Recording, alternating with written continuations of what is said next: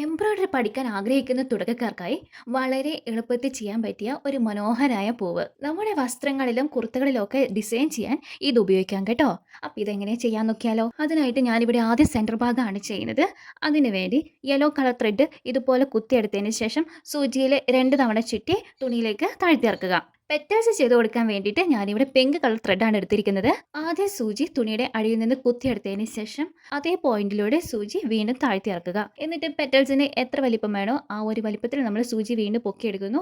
പൊക്കിയെടുക്കുമ്പോൾ നമ്മൾ ആ ത്രെഡ് സൂചിയുടെ പിറകിലേക്ക് ഇട്ട് കൊടുക്കണം. എന്നിട്ട് ആ ലൂപ്പ് നമുക്കൊന്ന് ലോക്ക് ചെയ്ത് വെക്കാം. ഇതാണ് ലേസി ഡേസി സ്റ്റിച്ച്. ഇനി നമുക്ക് ആ ഒരു ലൂപ്പിന്റെ ഉള്ളിൽ ചെറിയൊരു ഗ്യാപ്പ് കാണുന്നില്ലേ, അത് ഫില്ല് ചെയ്യാനായി അവിടെ ഒരു സ്ട്രേ സ്റ്റിച്ച് കൊടുത്താൽ മതി. സംഭവം സിമ്പിൾ അല്ലേ. ഇതുപോലെ നമ്മൾ ഫ്രഞ്ച് നോട്ടിന് ചുറ്റും ഇങ്ങനെ ചെയ്തു കൊടുക്കുന്നു. അപ്പം നമ്മൾ പൂവിൻ്റെ ഇതൾ ചെയ്യാൻ വേണ്ടിയിട്ട് lazy daisy plus stray stitch കോമ്പിനേഷനാണ് യൂസ് ചെയ്തിരിക്കുന്നത്. വളരെ കുറഞ്ഞ സമയം കൊണ്ട് നമ്മൾ എന്ത് സുന്ദരമായ പൂവ തുന്നിയെടുത്തെന്ന് കണ്ടോ.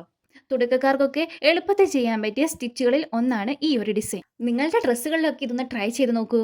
ഈ വീഡിയോ ഇഷ്ടപ്പെട്ട ലൈക്ക് ചെയ്യാൻ മറക്കല്ലേ.